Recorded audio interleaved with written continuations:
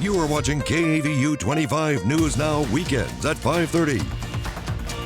Good afternoon and thanks for being with us. I'm Karina Garcia. We begin in Michigan, where authorities in Monroe County are investigating a fatal vehicle crash that resulted in the death of 2 people and injuries to more than a dozen others. Emergency crews responded to the Swan Boat Club in Berlin Township Saturday afternoon after a vehicle drove through a building during a children's birthday party.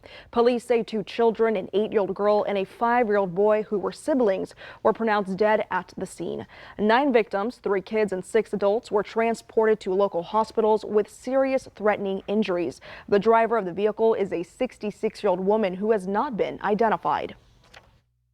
The 66-year-old female driver of the vehicle, excuse me, who will not be identified at this time, has been taken into police custody for operating while intoxicated, causing death, and she's lodged at the Monroe County Jail. Additional criminal charges will likely be brought against the driver as the investigation proceeds. Authorities were notified that the woman may have been at a nearby tavern before the incident, adding that they closed it down and plan to execute a search warrant there as part of the investigation. Now over in Chicago, an off-duty police officer was shot to death early Sunday morning. A department spokesperson says the officer was shot multiple times as he was heading home after his shift just before 3 a.m. In a statement, the mayor identified the officer as Luis M. Huesca, who had served with the department for 6 years. A procession transported him from the hospital to the Cook County Medical Examiner's office later Sunday morning. No word on any suspects or arrests in this shooting. Now to opening statements just a day away in former President Trump's criminal trial in New York City. He's fighting charges of falsifying business records for his reported role in a hush money scheme right before the 2016 election. We want everybody there to be 100% safe. President Trump overnight forced to cancel a campaign rally in North Carolina because of severe weather. There seems to be some thunder and lightning, and it's a pretty big storm. He promised the crowd he would reschedule, but his options limited. Tomorrow, he can't take a rain check on court. He is required to be back in New York City to face a jury of his peers. Opening remarks set to begin in that hush money case. A full 12-person jury with 6 additional alternates sworn in, a historic criminal trial of a former president. At hand, whether Trump illegally falsified business records to keep allegations of an affair with porn star Stormy Daniels out of tabloids ahead of the 2016 election. He denies having an affair with Daniels. After opening statements, prosecutors will call their first witness. Prosecutors so far refusing to say publicly who, arguing he or she could immediately face attacks from Trump. The judge agreed. Michael Cohen, Trump's former lawyer, could be called, or even Stormy Daniels, the recipient of the alleged payment. There's also David Pecker, former CEO of American Media Inc., publisher of the National Enquirer, who could, in theory, speak to catch-and-kill schemes used to bury negative stories about Trump. Now, former President Trump denies all allegation and currently claims he, too, will take the stand. Here's your Vera poll this afternoon. You can scan that QR code that's going to pop on your screen any moment now. The question is, are you following Donald Trump's historic criminal trial? Yes or no? We want to hear from you. Come to crossroadstoday.com/vote to take part, and we're going to have an update later tonight at 10. And according to our results, it looks like people are split 50-50. Thank you for voting. Now, Trump's legal troubles continue. The former president's leadership PAC spent as much money as it took in last month. Filings reported from Saturday night say the Save America Political Action Committee took in $5 million in March. It also reported the PAC had $4.6 million in legal bills for Trump. The committee has underwritten much of Trump's legal expenses. The PAC ended this month with an additional $886,000 in outstanding legal bills, most of which were owed to the firm that represented Trump and his family in that New York business fraud case. And now time to talk weather on this Sunday with meteorologist Trey Mining. Take a look at the current conditions right now. 73 degrees, nice and cool on the outside. Definitely a lot nicer today than it was yesterday with all the humidity. Storms in the overnight caused some areas of severe weather early in the morning this morning. That's all it was moved on out. And see the dry areas moved on in. Clouds in the Gulf of Mexico, a few rain showers south of Beeville, staying down there. We're looking for another cool night tonight. What about the rest of the week? And when's the next rain chance, if there is any, that is? We'll take a look at that coming up a little bit later on in the full forecast just for you. Back to you. Trey, thank you. We want to remind you that early voting for the May 4th election starts Monday, April 22nd. Early voting takes place at the Dr. Patty Dotson Public Health Center, 2805 North Navarro, Classroom A. Early voting hours for the first week are Monday through Friday, 8 a.m. to 5 p.m. The polls are open the following Monday and Tuesday, April 29th and 30th from 7 a.m. to 7 p.m. And now residents will vote in the Board of Trustee race for District 2 in the Victoria ISD. On the ballot is incumbent Bridget Marshall. In July of 2023, she was appointed District 2 trustee. Marshall is the Victoria College Department Chair of Humanities and English instructor. She says she plans to use her 20 years of education for this role. Now, Marshall faces Andrew Rokovich. He's a project manager.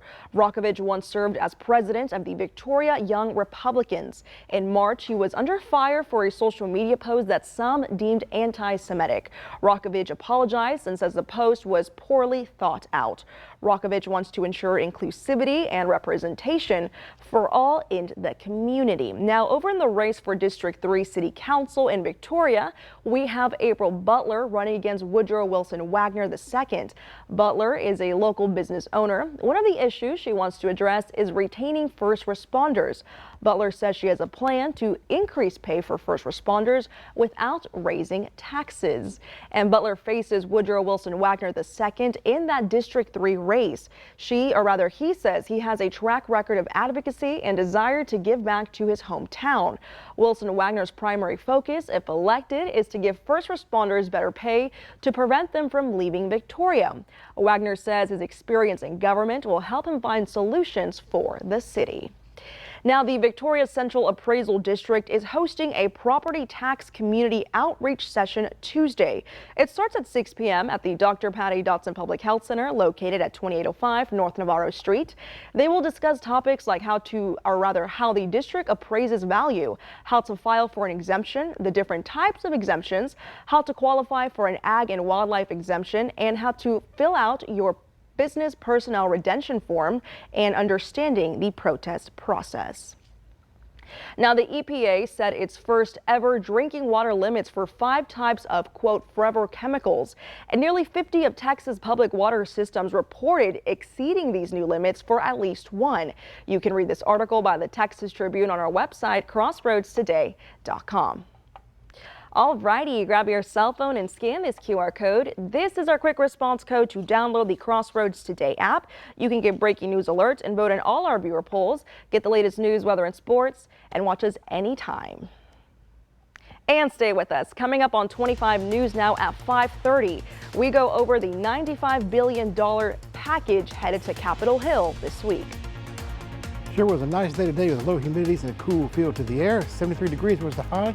Low this morning, 54 degrees. We'll be close to that coming up for tomorrow morning. Way below our normal high and low for this day. 200 inches of rain actually with the storm yesterday in Victoria proper. Some areas to the west got more than that. And we'll take a look at that in the full forecast coming up.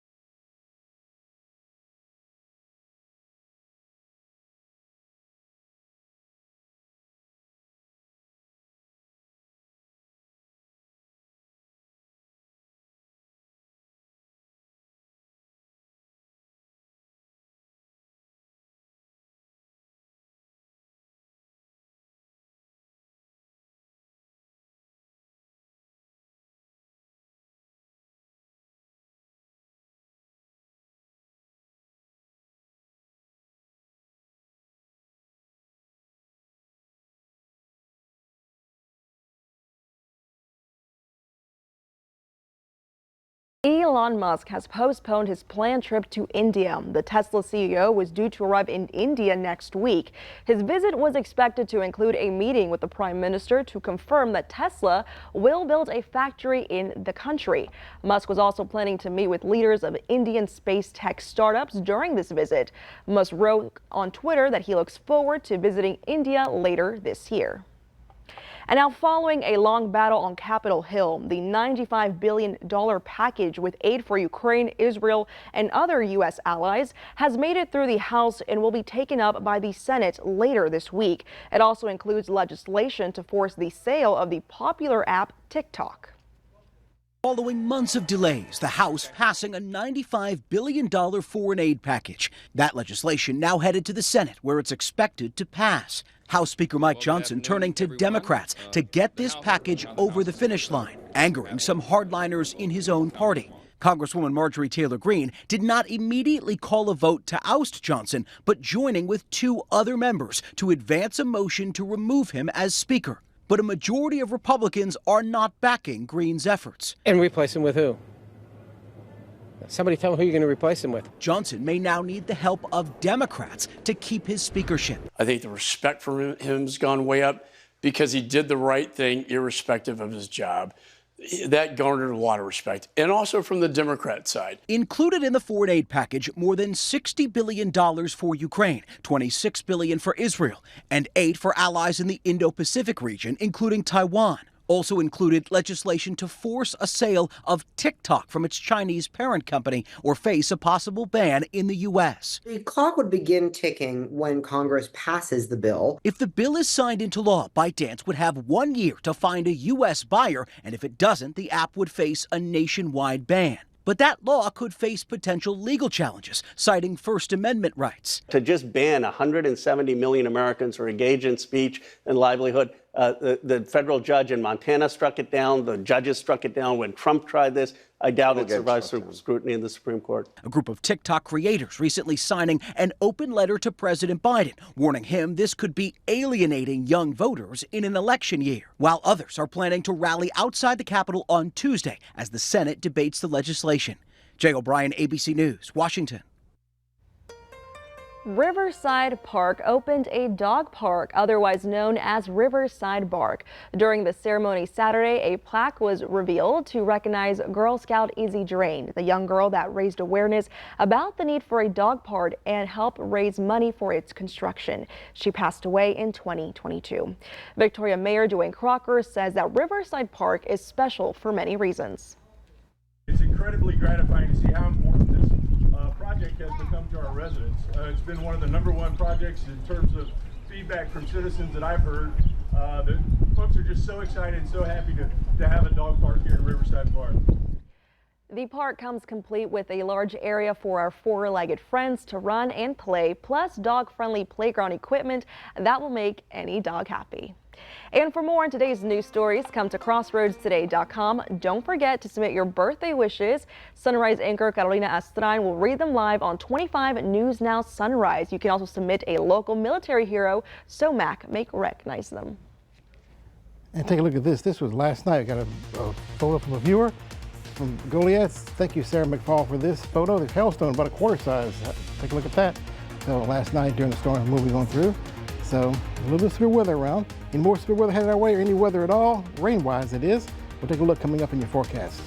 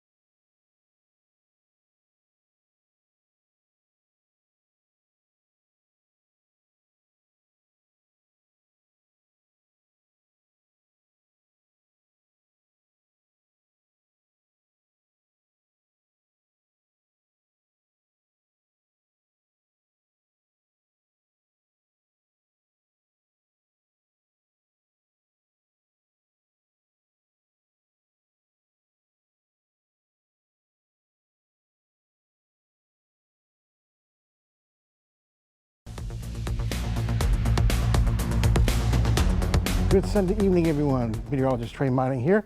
Look at the temperature. It's currently in the 70s. Feels very nice on the outside. Low humidity, nice cool breeze. So let's get out there and enjoy it because summer is not that far away for us.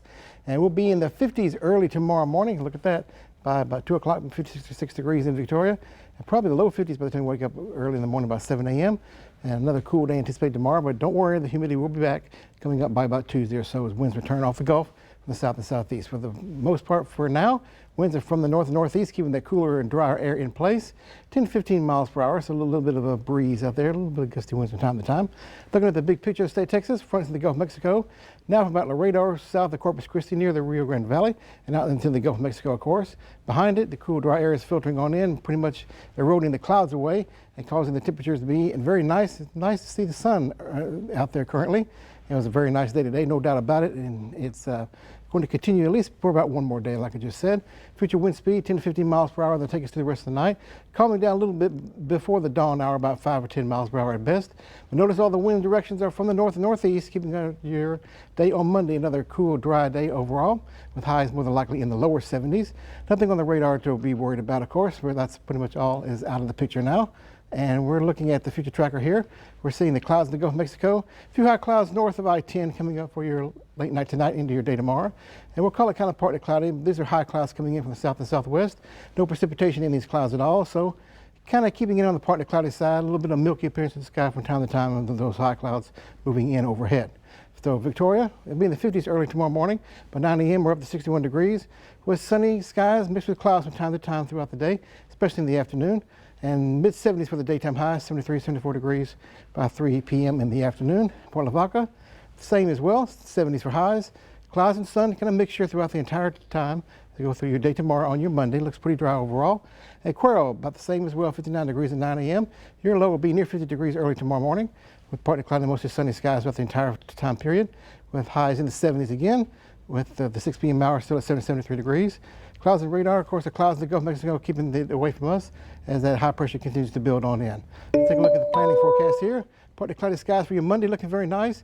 Enjoy that one last low humidity day where we have it, above 80 degrees by Tuesday, rest of the time period. Maybe some rain shower chances coming in by Sunday, maybe, as the weak front tries to move in from the north, but having a hard time getting here, but we'll keep a 20% chance in just in case because it may get just close enough.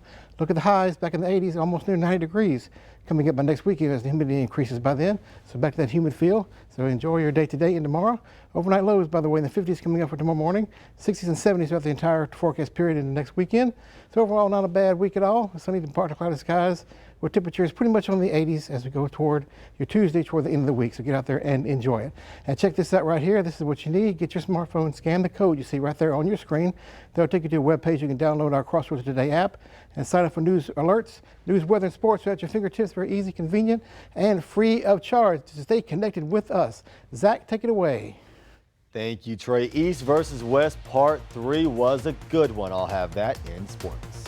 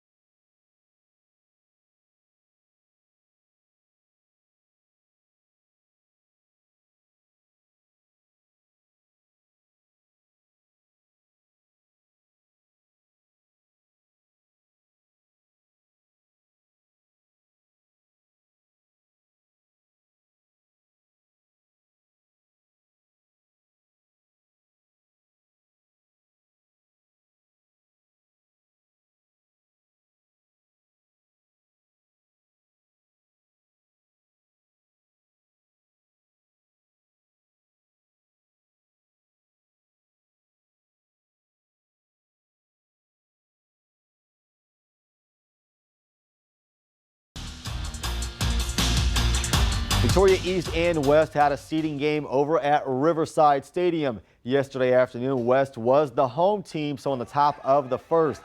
East at bat, already a runner on first. Coley lays down a great bunt, but no one's covering first, and the runner that was on first is going to get all the way to third. A walk would then load the bases, and in steps Mason Sockwell, who is able to punch it into right field. Joe Soto is going to be the second runner to score on the base hit. East strikes immediately to take a 2-0 lead in the top of the first inning, but they weren't done yet. The next batter is going to lace one in the center.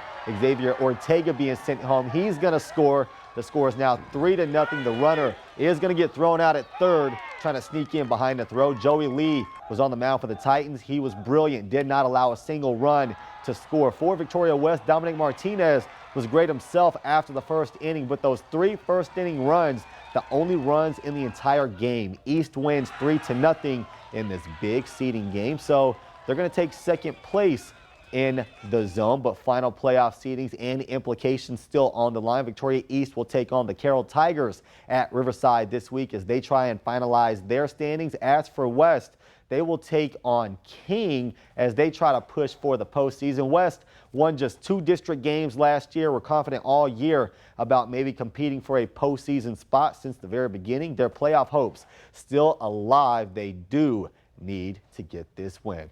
Victoria West ladies had a seeding game in Corpus a few days ago. They were leading 2-0 in the first, but mistakes let the Carroll Tigers right back into it. Carroll would go on to win by a final score of 8-5. That was a crushing loss for the Victoria West ladies. On the major league scale, after blowing yet another late lead yesterday, the Astros tried to take the series today in Washington. An early 3 spot from the Nationals had the Astros down 3-0 after one. Washington goes on to shut Houston out, win 6-0. Houston dropped to 7-16 on the year. They're still in last place in the AL West, but the only reason why it is not time to hit the panic button yet is because the Texas Rangers are only 11-11 on the year. They have dropped their first 2 games in the series against the Braves and currently sit just 4.5 games up on the Astros. They close the series out tonight in Atlanta. First pitch is at 6:10.